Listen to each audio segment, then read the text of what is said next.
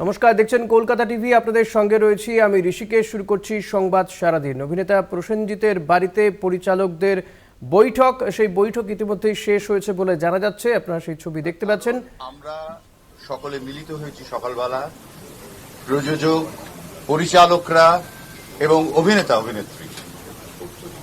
কেন জড়ো হয়েছি? যে একটা অচলাবস্থা চলছে, আপনারা সকলেই জানেন, এবং সেটা আমরা কাটিয়ে উঠতে চাই। আমাদের পশ্চিমবঙ্গে আমি বলবো যে মুখ্যমন্ত্রী মমতা বন্দ্যোপাধ্যায় সব সময় কিন্তু আমাদের ইন্ডাস্ট্রিকে সরকারি জায়গা ব্যক্তিগতভাবে সাহায্য করেছে, সহানুভূতি দেখিয়েছেন এবং আন্তরিকভাবে ইন্ডাস্ট্রি সবাই মিলেমিশে ভালোভাবে ইন্ডাস্ট্রিকে আরো বড় জায়গায় নিয়ে যাই, সর্বভারতীয় জায়গায় নিয়ে যাই, আন্তর্জাতিক জায়গায় নিয়ে যাই।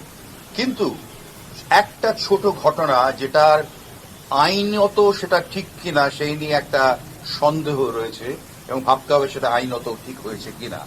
ফলে এই অচলাবস্থা থেকে বেরোতে গেলে সমস্ত পক্ষকে এক জায়গায় আসতে হবে। আমরা চাই টেকনিশিয়ানদের যেন একদিনও কাজের ক্ষতি না হয়, কারণ কারা দিন আনে দিন খায়।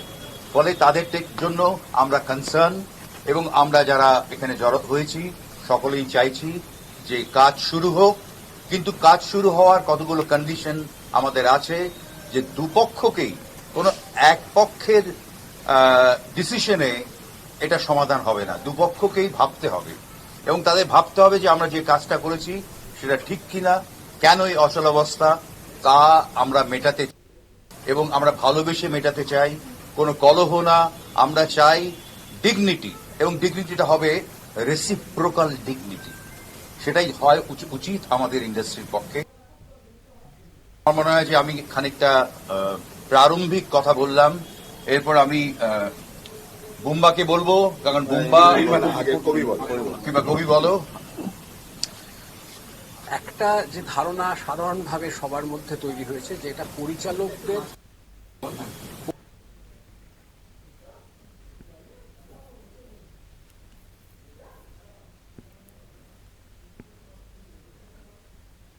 টেকনিশিয়ানদের সকাল থেকে কিন্তু ফাঁকা রয়েছে স্টুডিও পাড়া। টেকনিশিয়ান পরিচালক দ্বন্দ্ব করা হচ্ছে এবং এটা আসছে যে এটা না যেন পরিচালক, তা নয়। আমাদের মূল বক্তব্য হচ্ছে যে এটা এই রাহুলের ঘটনা কেন্দ্র করে হয়তো এই ঘটনাটা তৈরি।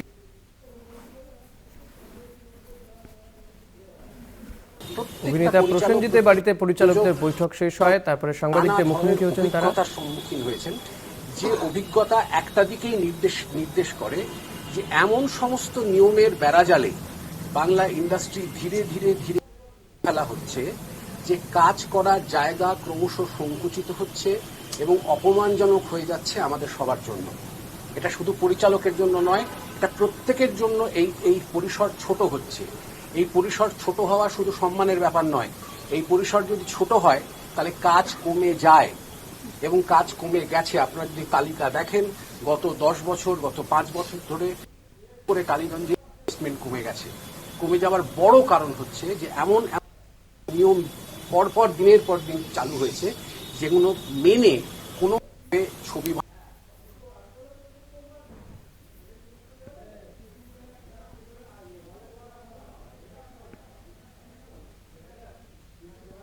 অভিনেতা প্রসেনজিৎ চট্টোপাধ্যায়ের বালিগঞ্জে বাড়িতে এই বৈঠক, সেই বৈঠক ইতিমধ্যেই শেষ হয়েছে।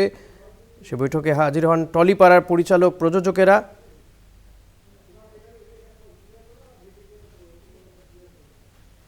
টেকনিশিয়ানদের সঙ্গে গত কয়েকদিন ধরেই পরিচালক প্রযোজকদের মধ্যে যে দ্বন্দ্ব, যার জেরে অচলাবস্থা টেকনিশিয়ান স্টুডিওয়।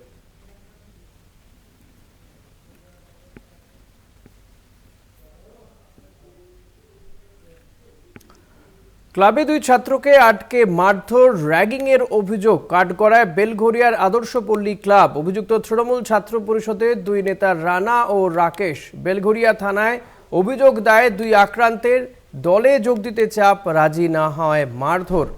ফোনে খুনের হুমকি দেওয়া হচ্ছে। অভিযোগ 2 ছাত্র সঞ্জয় ও সায়ন্তনের। পলাতক 2 অভিযুক্ত ছাত্র নেতা রানা ও রাকেশ আক্রান্তরা বেলঘরিয়ার ভৈরব গাঙ্গুলি কলেজের ছাত্র।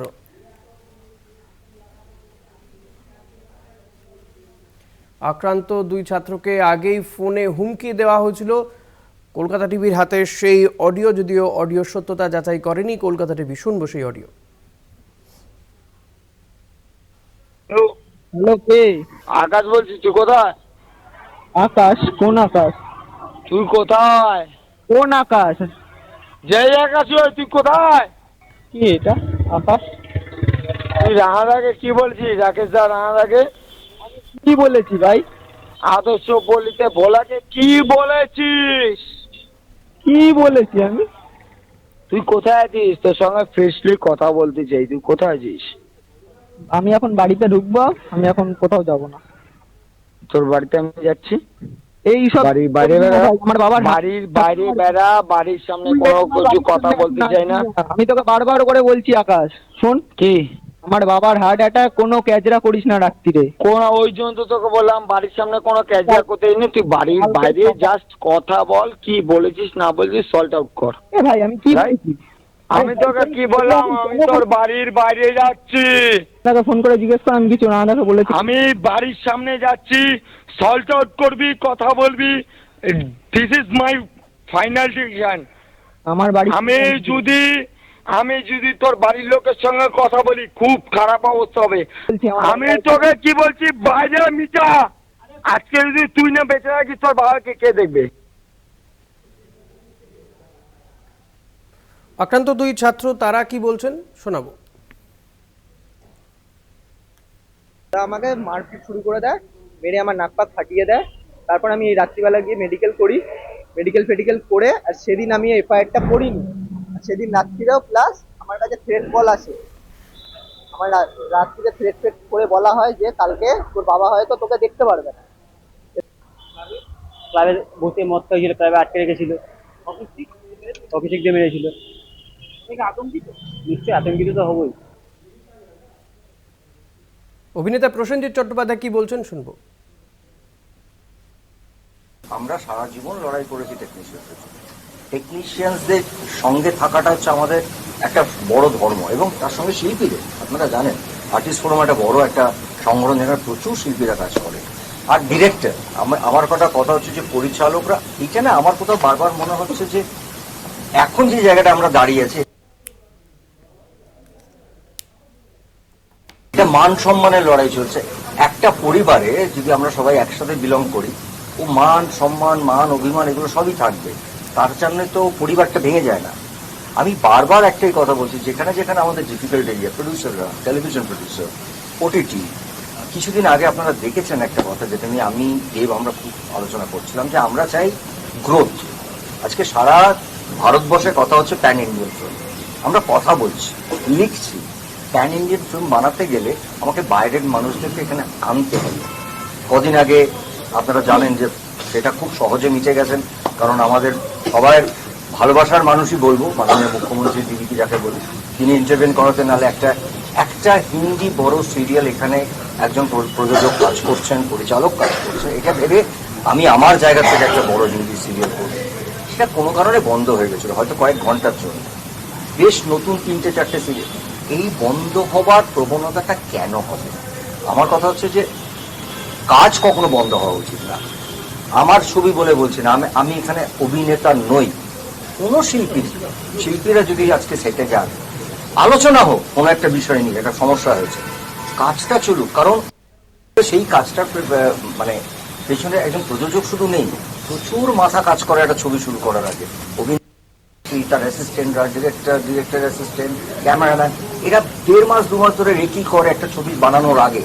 তাতে সব পরিশ্রমটা বন্ধ হয়ে গেল। এবং আলটিমেট বানাচ্ছি কাদের জন্য? দর্শকদেরকে কিছু একটা ভালো কিছু উপহার দেওয়ার জন্য। সেটা সিনেমাও এক, ওটিটিও এক, টেলিভিশন সিরিয়ালও এক। এই পরিশ্রমটা আমরা করি কেন? দর্শকরা যাতে ফাইনালি বলে বাহ।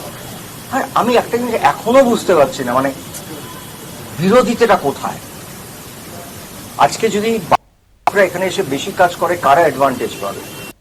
একদিনে অনেকটা খেয়ে নিজের পেটটা খারাপ করবো, না আমি রোজ একটু একটু ভালো খাবার খাবো? এটা ভাবার সময় এসে গেছে আমার মনে হয়। কারণ সত্যি অনেক মানুষ আসছেন, খুব দিন হয় চরকি যেটা নিয়ে অনেক সমস্যা হচ্ছে। চরকিতে অনেকগুলো কাজ শুনেছি এখানে কাজ করা শুরু করতে চাইছে, হয়তো একটা কোনো সমস্যা, কিন্তু এই সমস্যাগুলো কি মেটানো যায় না? মানে এখনো তো আমাদের মতন কিছু ইন্ডিভিজুয়াল মানুষ আছেন যারা সংগঠনের বাইরেও চাই যে আমরা ইন্ডাস্ট্রিটা গ্রো করুক। মানে আমার এখান থেকে যদি কেউ বাইরে গিয়ে কাজ করেন, আমি সবচেয়ে গর্বিত। যদি বাইরের কাজ এখানে নিয়ে আসে তাহলে আমাদের ভালো লাগবে, আমাদের শিল্পীরা, আমাদের কলাকুশলীরা কাজ পাবে। এই জায়গাটা না প্রথম জাস্ট নীতি, কিছু কিছু পলিসি, কিছু কিছু জিনিসের জন্য আমার মনে হয় it is a very high time. অনেকগুলো বছর, এগুলো অনেক আগের, একবার বসে না যারা সঙ্গে আমাদের মাননীয় মুখ্যমন্ত্রীর তরফ থেকে কোনো মানুষ থাকলেন যারা আমাদের হেল্প করলেন, কারণ এর মধ্যে অনেকগুলো লিগাল সাইড আছে, অনেকগুলো নিয়ম আছে, এর মধ্যে অনেক জিনিস পাল্টে গেছে নিয়ম কানুন, সেগুলো বসে না একটা সুস্থ পরিবেশে আনা উচিত, যেখানে গিয়ে আমরা আমাদের কাজ আমাদের মতো আমরা করে নেব, বাইরের মানুষদেরকে আরো ওয়েলকাম করতে পারি, যেটা বারবার বলছি। এবং তাতে আমি এখনো জোর করে টেকনিশিয়ানদের স্কিল, আমি ভারতবর্ষের প্রায় সব জায়গায় কাজ করেছি, আমাদের টেকনিশিয়ানস স্কিলের ইজ এক্সেলেন্ট। আমাদের ডিরেক্টর্স, আমাদের অ্যাক্টার্স, আমাদের ইনফ্রাস্ট্রাকচার এখন এই মুহূর্তে আপনারা জানেন যে সুজিত সরকারের মতো ডিরেক্টর, সুজয় ঘোষের মতো ডিরেক্টররা কলকাতায় এসে পোস্ট প্রোডাকশন করে। কেন করে? কারণ আমাদের সেই ইনফ্রাস্ট্রাকচারটা তৈরি হয়েছে, কিন্তু তৈরি হওয়ার পর তো গ্রো হতে হবে। একটা যদি হয়ে থাকে আমরা চাইবো আরো 5টা হবে। সো যেখানে আমাদের এত সুন্দরভাবে এখন স্টুডিও তৈরি হয়ে গেছে, ডেভেলপ করে গেছে, সেখানে আমরা কেন নিজেদের এই কিছু কিছু ছোট ছোট জিনিস নিয়ে কাজটা বন্ধ করছি? কাজটা কাজের মতো চলুক। হ্যাঁ, অনেকেই ভাবছেন যে আজকে পরিচালকরা তো যেখানে দাঁড়িয়ে আছেন, এটা তো কাজের জন্য না, এটা তো তাদের সম্মান। একজন পরিচালক সেটে যাওয়া মানে আমরা উঠে দাঁড়াই, সে আমার থেকে বয়সে ছোট হলেও আমি ফ্লোর ছেড়ে আজও যাই না যদি না আমার ডিরেক্টর পারমিশন দেয়। আমি অনেক করে আমি একটু যাবো রে, একটু 2 মিনিট ব্যানে। এটা ডিরেক্টরের সম্মান, এটা প্রাপ্য সম্মান। এই সম্মানটা তো আমাদেরই দায়িত্ব সবাইকে দেবে, এবং সেই সম্মানটা পায় তারা লেফট আউট ফিল করছেন কেন? তারা লেফট আউট ফিল করবেন কেন? এটা আমাদের দায়িত্ব তারা যাতে লেফট আউট ফিল না করেন। The end of the day director is a very respectable একটা পজিশন। তাদেরকে সেই জায়গাটা দিয়ে কাজটা করা, আই থিঙ্ক, যেটা শিবু একটু আগে বললেন যে আমরা কাজ, এরা যারা দাঁড়িয়ে আছেন এখানে কেউই কাজ বন্ধ করার জায়গায় দাঁড়িয়ে, সবাই হার্ট হয়ে আছে। আমি যেটা বুঝতে পারছি সবার সাথে কথা বলে, সবাই ইমোশন, এই জায়গাটাই I think we should set নিজেদের মধ্যে কাজের মতন চলুক। যে জায়গাগুলো আমাদের সমস্যা হচ্ছে ওগুলো অ্যাড্রেস করা দরকার, সেগুলো দরকার হবে রিজিড না, ঠিক পথে চলেই আমাদের মনে হয় সমস্যা। আরেকটা কথা আমি একটু বলতে চাই, আমাদের পশ্চিমবঙ্গে আমরা বিভাজনে বিশ্বাস করি না, ফলে আমাদের ছোট্ট ইন্ডাস্ট্রি কতটুকু, সেখানে কেন বিভাজন হবে? হওয়া উচিতই না, উচিতই নয়। আরেকটা হচ্ছে যে একটা আইনি এখতিয়ারে সবকিছু হচ্ছে কিনা এটা আমাদের একটু রিভিউ করতে হবে, তাহলেই কিন্তু সমস্যা মিটে যাবে। এমন কিছু সমস্যা নয়, এটা কিন্তু কোনো পক্ষ নেই। এই যদি মনে করো ও পক্ষ এ পক্ষ, তা নয়, সবাই আমরা এক। কিছু কিছু যেটা বুম্বা বললো, একটা সেন্টিমেন্টাল ইস্যু থাকে, কারণ প্রচুর সবাই তো শিল্পীদের একটা সেন্টিমেন্ট থাকে, সেটাকে কাটিয়ে ওঠা খুব কঠিন নয়। এবং সমস্ত টেকনিশিয়ানস, সমস্ত শিল্পী, পরিচালক যারা রয়েছে, সঙ্গীতের লোকেরা, সকলেই কিন্তু একই সুরে বাঁধা। এই সুরটাকে আমাদের ঠিকমতো সা লাগাতে হবে। না, আমি একটা জিনিস দায়িত্ব নিয়ে বলছি, এখানে যারাই দাঁড়িয়ে আছেন পরিচালক, আমি নিজে এদের প্রায় অধিকাংশ পরিচালকের সাথে কাজ করেছি আজ থেকে না, অনেক ছোটবেলা থেকে। বিশ্বাস করুন, তারা লাঞ্চ ব্রেকে নিজেদের খাবারটা নেয় না, নিজেদের খাবারের প্লেটটা নেয় না, যে আগে জিজ্ঞেস করে তোরা খেয়েছিস তো, তোরা খেয়েছিস তো, খাবার গেছে তো, তোদের এই আমরা কিন্তু তাড়াতাড়ি রোল করবো, মুম্বাইকে ছাড়তে হবে, তাড়াতাড়ি খা। This is the relation of a director and technicians and actor. ডিরেক্টরকে দেখবেন লাস্টে খায়, তার আগে জিজ্ঞেস করে না টেকনিশিয়ানরা কে নিয়েছো তো, আর্টিস্টগুলো সব খাওয়া হয়েছে। এই সম্পর্কটা আছে বলে আমরা ভালো সিনেমা এখনো উপহার দিতে পারছি, এখনো ভালো কন্টেন্ট দিতে পারছি লোককে। এই সম্পর্কটা যদি নষ্ট হয়ে যাবে না, আমার মনে হয় আমরা end of the day emotions থেকে কাজ করি সবাই। এবং একজন সেটে যে আমার টেকনিশিয়ানস বন্ধু থাকেন, সেই এখন চা বা জল দরকার, সেখানে চট করে যে জলটা দেয় সেটাও খুব ইম্পর্টেন্ট।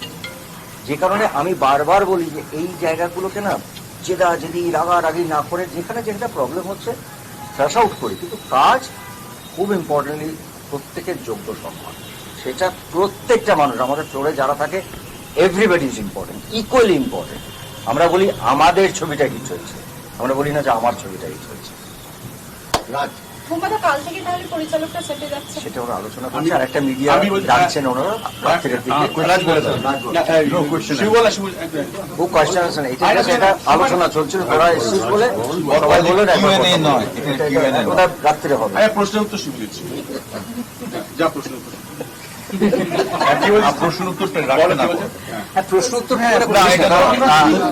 আমি বলছি ওরা একটা টাইম জানাবেন একটু পরে। প্রশ্ন উত্তর নয়, আমরা এখানে জাস্ট পজিটিভ আলোচনা করছি। এটা প্রেস মিট নয়, আমরা মিলিত হয়েছি, আপনারা বন্ধুরা এসেছেন, আমরা আমাদের বক্তব্য রাখলাম।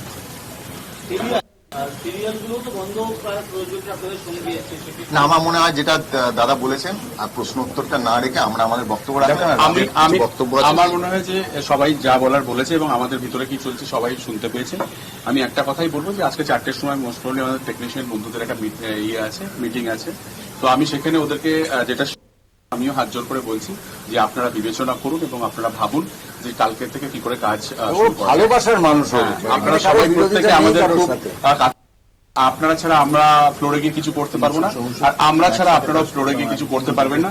সো আমি সবার কাছে অনুরোধ করব যে ইগো ছেড়ে দিন, আমাদের যদি ইগো থাকে আমরা ছেড়ে দিই, আপনাদের ইগো আপনারা ছেড়ে দিন। আমরা একটা সুন্দর পলিসি করে আমরা যাতে আগামী দিন ইন্ডাস্ট্রিটাকে বড় করতে পারি এবং প্রচুর ইনভেস্টমেন্ট নিয়ে আসতে পারি, সেই দিকে আমরা যেন একটু কনসেন্ট্রেট করি। রাদার ছোটখাটো কি হলো, কে কোথায় গেল, কাকে কি কতটা পানিশমেন্ট দেওয়া হবে, কাকে কতটা পানিশমেন্ট দেওয়া হলো, এইসব ব্যাপারে কনসেন্ট্রেট না করে আমার মনে হয়।